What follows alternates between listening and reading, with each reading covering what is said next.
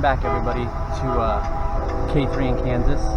For those of you new to the channel, I like to visit historical places, go and visit them for myself, see them for myself. It doesn't matter if it's sports related, pop culture related, you know, famous graves, things like that. I'm into it.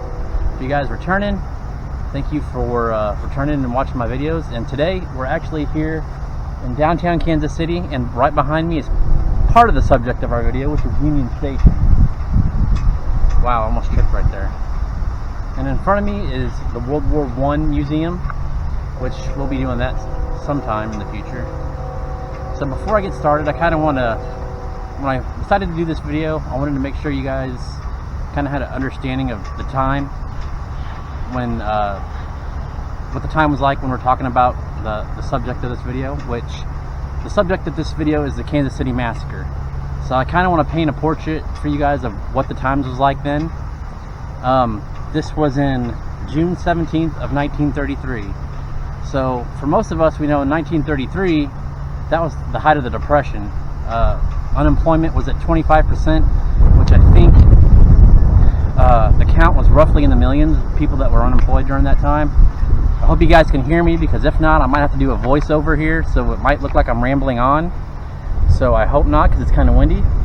But yeah, unemployment was at 25%. You know, at that time, that was the rise of that was a rise of organized crime. You know, people like Al Capone, which at this time Al Capone was already in prison serving time for his tax evasion. But you still had John Dillinger, you still had Bonnie and Clyde, you had Pretty Boy Floyd, and you know, the list goes on of the gangsters during that area. So yeah, the times were tough in the country during this time, and it was pretty bad. You also had the rise of the FBI and J. Edgar Hoover, which for most of us, if we do our history, we know J. Edgar Hoover is not the nicest and trustworthy human being people think he is. And that's partially why some of the gangsters during that time were looked at as heroes, because of the banks and because of people like J. Edgar Hoover, which I've done my research on J. Edgar Hoover. He was pretty corrupt. He was just as corrupt as the gangsters that he was hunting and the public enemies he was killing. He was just as bad. He was a blackmailer. He wanted power and things like that. And I think, you know, for the most part, he did do some good. He got the FBI to where they're actually the national police, which,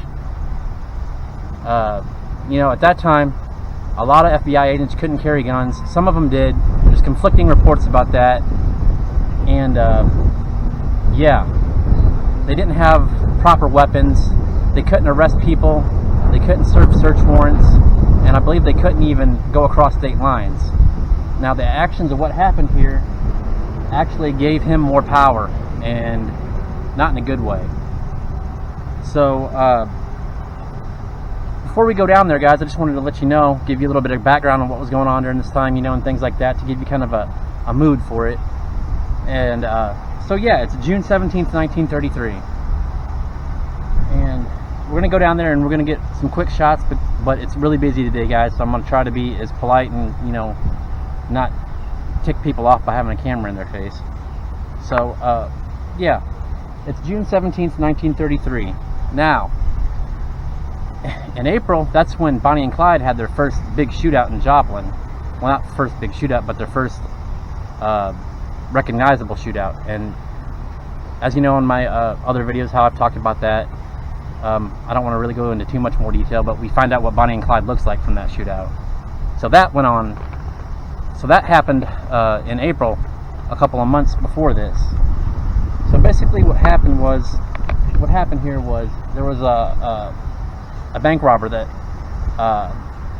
they were transporting up here to take back to Leavenworth, because he broke out in 1930. His name was Frank Nash. He was a pretty well-known bank robber.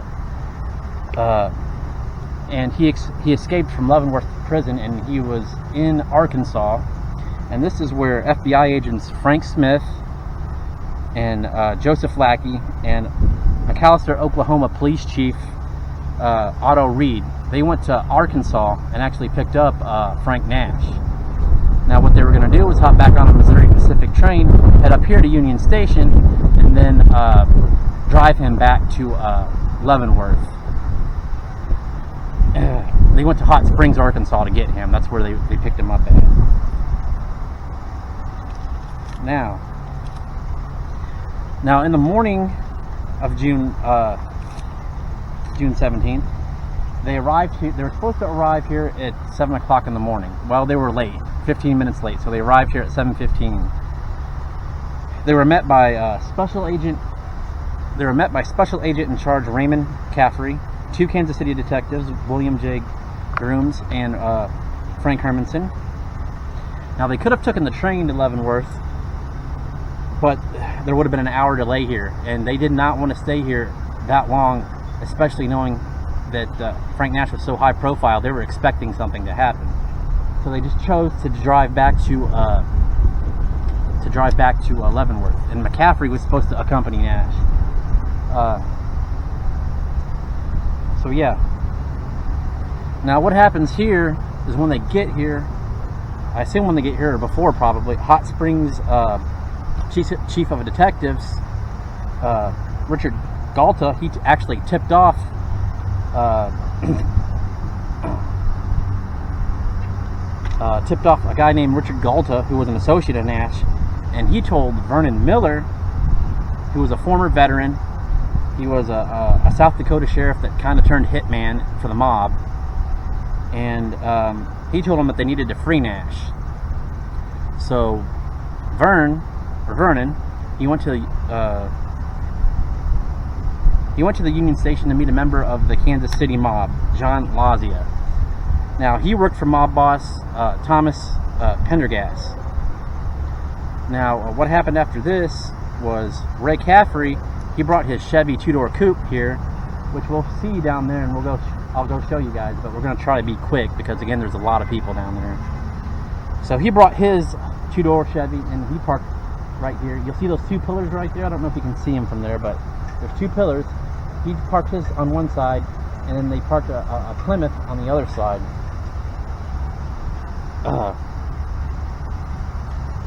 there was another agent, Agent Vertelli, who was unarmed, which during that time, again, some FBI agents could carry, some couldn't. He was unarmed. The 2 Kansas City detectives, Groom and Hermanson, all they had to carry was 2 38s. They each had a 38. Now, where they were parked at, and I'll explain to you guys when we get down there, those 2 walked into the front of their car to keep watch in front of the 2 cars. Now with Caffrey's car, they were going to load Nash into Caffrey's car, but his was a 2-door coupe, so they had to open up the back seat, push it forward, so that way everybody could get into the back.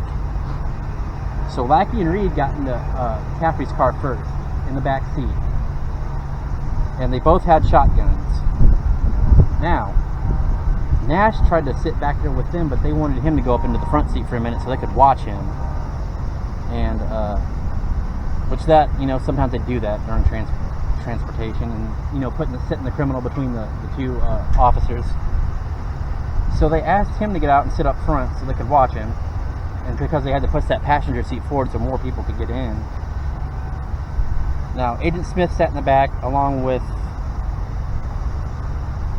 the other 2 officers. After Nash moved, Agent Smith was carrying a 38 special as well, and he had a 45. Now Caffrey, he had a 38, so he shut the passenger door. Nash was still up front. He walked around to get into the driver's seat, and this is when Vernon Miller and accomplices, and we're going to get into this later, guys, because there's quite a bit of discrepancies here. There's a lot of things that the FBI didn't tell. There's testimonies that were changed several times, but right now I'm focusing on what actually happened, and afterwards we'll get into who was here, who they thought was here, who shot who, things like that. We're just going to go for the facts right now of what we know that happened and wasn't argued about. So yeah, this is when Vernon Miller, they popped up from I believe behind, and his accomplishments, or his accomplices. One of them yelled, somebody yelled, "Put him up, put him up, put him up." Now, this is when gunfire ensued and all hell broke loose down there. There was machine guns going off, handguns going off. It lasted roughly maybe 30 to 40 seconds. Now, by the time this was over, 5 people were killed, 4 police officers and some FBI agents. Now, what happened was Nash was killed instantly. He was shot in the back of the head. When McCaffrey was walking out, he was shot and he was mortally wounded, and he died right there. Grooms and Hermanson, they were killed because they were in the front of the cars. And Lackey and Smith that were in the car, they both ducked and they survived. Now, federally, he was wounded, but he got up and he bolted to the door, so he kind of got around and he got out of there. And that is where, after it all had been, Vern and his accomplices, they left because almost everyone was dead, with the exception of a couple. Now, that's the scenario that nothing was debated. That's what happened. Now, this is where it gets into knowing, during this time, the FBI, J. Edgar Hoover, he was just as corrupt as anybody. He really wasn't a good guy. And this is where stories get changed, things don't get reported, and after learning about some of it, of the details of what actually happened here, it's really disturbing. Like, it really is. So, what happened to Vern after this? We'll start with this. What he did. Now, there's no denying that he was there and he was part of it, and he was the main guy. This really ticked off a lot of mob bosses in the area, and because it brought a lot of heat on the underground crime world here in Kansas City. So, months later, in November of 1934. His body was found tied up in a ditch in Detroit. His skull was bashed in, which everyone said it looked like a claw hammer. I mean, he was beaten severely bad. He was gone. So everybody just assumed someone put a hit out on him from another crime family, because he ticked some people off here in Kansas City. But still, to this day, there's no proof of who killed him. So now we're going to get into who shot first. There's a lot of discrepancies here, guys. There's a lot of disturbing facts that, while doing this, I was surprised. And, yeah. So we're going to start with what could have happened. Now, for the most part, some of this stuff was proven by autopsies and things like that. Okay, guys, now we're going to get into who shot first, because no one really knows. But there's some disturbing facts that we find out in the autopsy reports and things like that. It's actually kind of disturbing. Witnesses all gave all different accounts. Now, after this, I just want to kind of say, after this happened, that crime scene was completely obliterated. So many people swarmed on that area that the crime scene was just pretty much compromised. I mean, I'll show some pictures if I can find them where they're just soaked around them. But now back to it. This is where everything is it's just crazy what happens. So the theories, because of things that came out in autopsy reports, and there's things that was found, the theory is Joe Lackey, who was sitting in the back of Caffrey's car, he had a Model 12 Winchester shotgun. Now, all of these shotguns that the police had, they were loaded with ball bearings, not buckshots. And none of the other criminals, the criminals that actually pulled up, they had, automatic rifles, Tommy guns. They didn't have shotguns. Now, this is to keep this in mind. It was loaded with ball bearings. All the shotguns were loaded with ball bearings. Now, with this gun, you could hold the trigger and sit there and just pump it, and it would shoot almost like rapid fire. Now, you got to remember that. So, Lackey never used one of these before in his life. And one theory is that he grabbed it and he fooled around with it. He accidentally fired it, and it fired and blew off Nash's head in the front seat. His head just exploded, which makes sense of how he, it makes sense of how he had died. Now there's a journalist named Robert Unger. And in the 80s, this gentleman, this is how all this is coming out. He requested all the documents from the FBI about this situation under the Freedom of Information Act. And he scoured through them, read everything, put things together, and this is where this is coming from. He thinks Lackey grabbed the Chief Reed's Winchester, and it, like I said, it was equipped to, you know, pump it and it would fire rapidly. He thinks Lackey pumped it and it went off twice, just cleanly blowing Frank Nash's head off. And this is what they think started the shooting. Now, when this went off and it went off twice, McCaffrey was hit because he was walking in front of the car.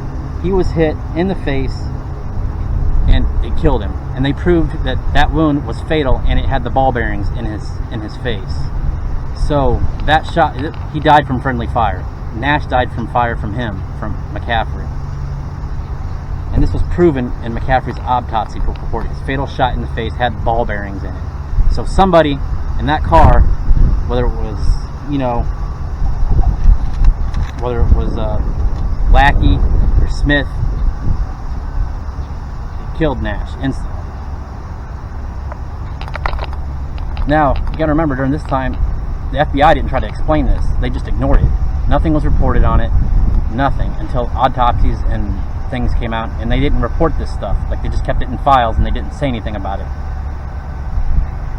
Because what happens here, it changes a lot of things for the FBI, and it just changes a lot of laws for the FBI. They get more help and things like that. Now, what needs to be known is one of the Kansas City detectives that were on the side, in the front of the car, they also had ball bearings found in their bodies, and these were found to be fatal wounds too, according to Robert Unger. Now, again, Vernon and whoever his accomplices were, they all had machine guns, Thompsons, probably. Grooms was killed by 2 machine gun bullets, so he definitely did die by the posse. Reed was shot in the head by a machine gun and a .38, so it's assumed they both shot him, and he died from both friendly fire and the accomplices and Vern. Now, 4 out of the 5 had fatal friendly fire wounds, from according to Robert Unger. In his official report to the FBI, Lackey said this is where things change, and he changes his story. But anyways, in his first report, he said that his gun jammed and it was useless in the fight. Okay, all right, we'll have to believe that. But then, years later at the trial, he testified. He denied sitting behind Nash. He claimed to be on the complete opposite side of the car. Now this is where things get screwy, and it contradicted everything that he said and what other witnesses also said, because they said the same thing. He was sitting behind Nash. Now this is where the who was with Vernon Miller. Now, J. Edgar Hoover, he liked to blame people for incidences that they weren't actually at, or had nothing to do with them, and it's happened his whole career. Like I said, just for instance, J. Edgar Hoover, he was a blackmailist. He had Martin Luther King's house and phones all wired and bugged, and he was trying to blackmail him with allegations of cheating. And the FBI actually sent a letter to Martin Luther King that told him he should kill himself before this comes out. Yeah, that's J. Edgar Hoover. That's pretty sketchy. That's just an example of what I'm trying to tell you, how corrupt J. Edgar Hoover actually was. So who knows what he fabricated about this story, what he covered up, what he lied about, because this guy, he was known for this the rest of his life about that. Now, when he died in 72, I'm not trying to get off topic here, but when he died in 72, they found a bunch of files. He had files on celebrities, he had files on senators, presidents, everything, with full of like blackmail, of just things people he was trying to blackmail. And you know, senators and things, from what I read, they were horrified by it, and these documents supposedly got destroyed, but with the FBI, you don't know. But again, I'm just trying to tell you guys how shady of a scummy character J. Edgar Hoover really was. Now, the FBI insisted at this time that the two people with Vern was Pretty Boy Floyd and Adam Rachetti. Now, if you do your history about Pretty Boy Floyd, and from reading about Robert Unger, there's this just doesn't fit Pretty Boy Floyd's MO. Like, he wasn't about to go help someone rescue somebody he didn't know without having something done for him, or things like that. Pretty Boy Floyd didn't know Nash from one bit. They weren't friends. They didn't do any jobs together. They didn't hang out. It didn't make sense for him to be there. And Adam Rachetti, he was just Pretty Boy Floyd's like buddy, like his other guy. Now, two people testified there that the two people that testified that Floyd was there. This is just sketchy. One of them was part of the organized crime family that wanted FBI protection. The second one was Miller's girlfriend, who wanted to not get in trouble and get prosecuted for being an associate or anything like that. The only proof that they had that they could declare that Pretty Boy Floyd and Rachetti was even here, it was in Vernon Miller's house. There was a beer bottle with Adam Rachetti's print on it. Okay, how does that say that Pretty Boy Floyd was here? Okay, now I could understand if Pretty Boy Floyd's fingerprints were found in that house. Yeah, maybe there's a chance of it, but to me that's circumstantial. It's Rachetti's print, so Rachetti was definitely there, but did they help him? It's a mystery. It's fascinating when I was researching this, because there's so much stuff that's just argued of who was there, who shot first. But the autopsies proved who shot who, and it was mostly friendly fire. A lot of it was. Now, during this, there was witnesses and I believe an officer that told the FBI that Pretty Boy Floyd was shot in his right shoulder during this.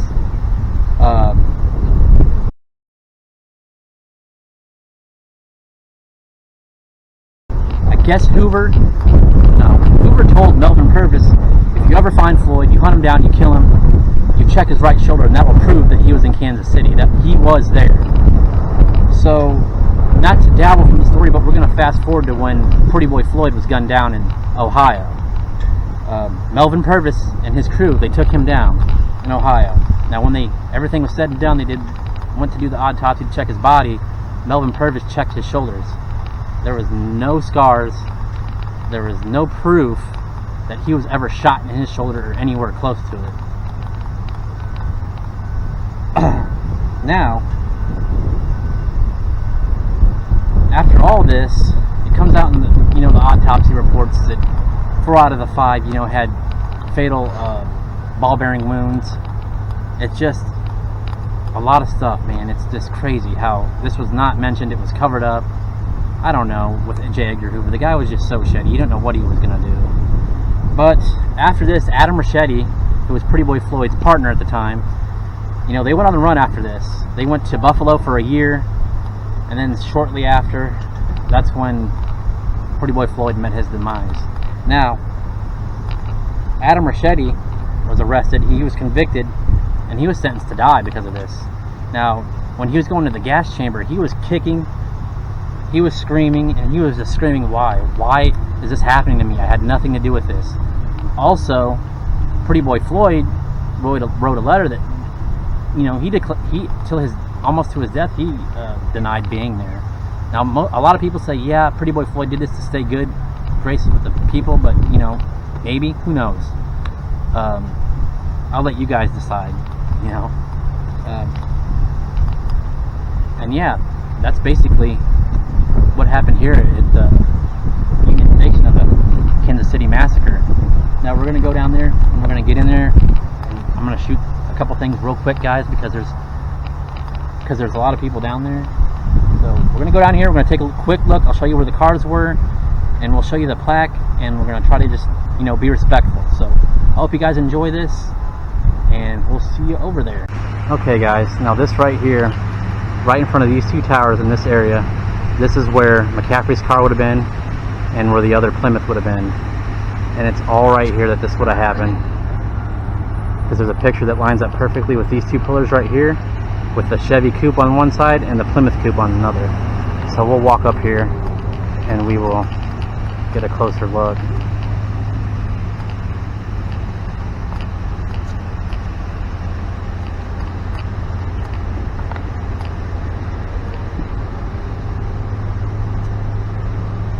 Now the shootout would have happened probably right where we're walking through.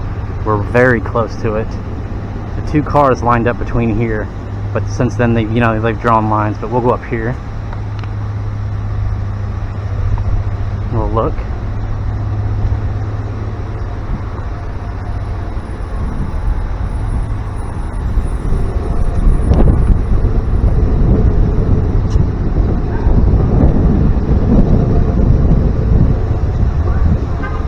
Now when we get up here, there's legend that there's bullet holes up here, bullet holes in places that were patched that were bullet holes.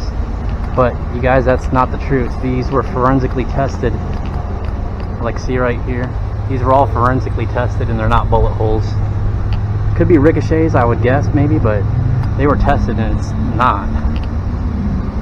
I mean, if you look over here, that wasn't even open to a shot, but apparently they were tested and they're not. And this here basically tells about the officers that were killed during the massacre. Raymond J. McCaffrey, Otto Reed, William J. Grooms, Frank Hermanson. And this just says, near this location, the above named officers were slain, and FBI agents Francis J. Lackey and Reed E. Vetterly were wounded while transferring federal prisoner Frank Nash, who had been apprehended the previous day, to the federal penitentiary in Leavenworth, Kansas. While in the parking lot at Union Station, these officers were attacked by Charles Pretty Boy Floyd, Vernon Miller, and Adam Rachetti. Okay, now, who knows if that's the truth or not, really. Who intended to free Nash. Nash was unintentionally killed in the hail of Tommy gun and shotgun fire. This incident so outraged the American public that new federal legislation was enacted the following year. Such crimes as bank robbery and extortion became federal offenses, and FBI agents were authorized to carry firearms.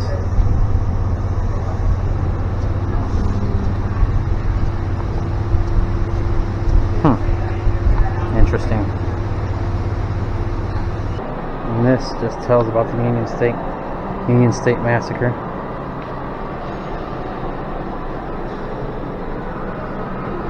So we'll read this since it has something to do with the massacre. Gangsters and G-men, the most notable single event in the Union Station's history, was both famous and infamous. The Union Station Massacre on June 17, 1933. According to official reports, notorious gangster, bank robber, and escaped convict Frank Nash and 4 of his official escorts were gunned down in Union Station's front plaza by the 3 unknown machine gun wielding assailants, 2 federal agents, Kansas City police detective, and this is going on, guys, about telling you what I did earlier in the day.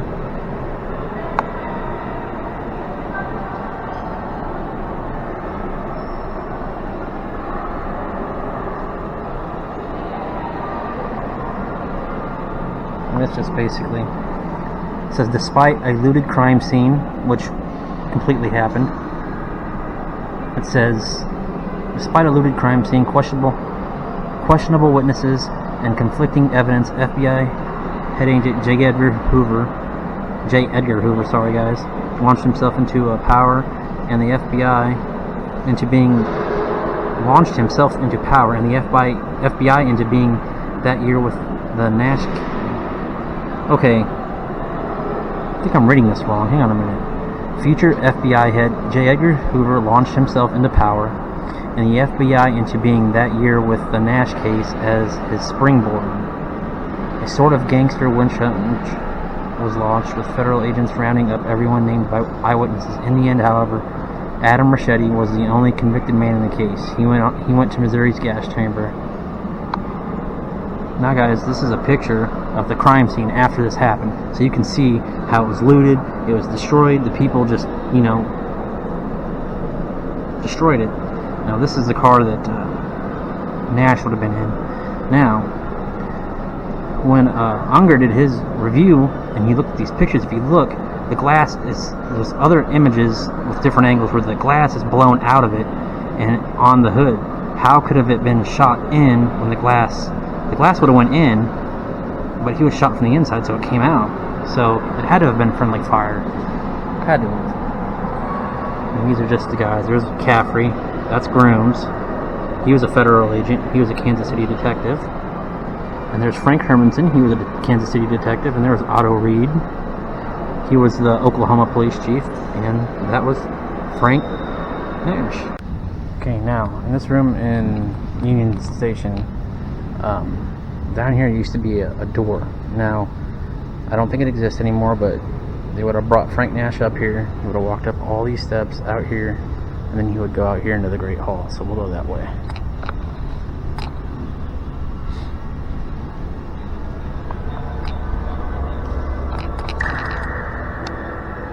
Now this is the Great Hall. This is where they would have walked him down here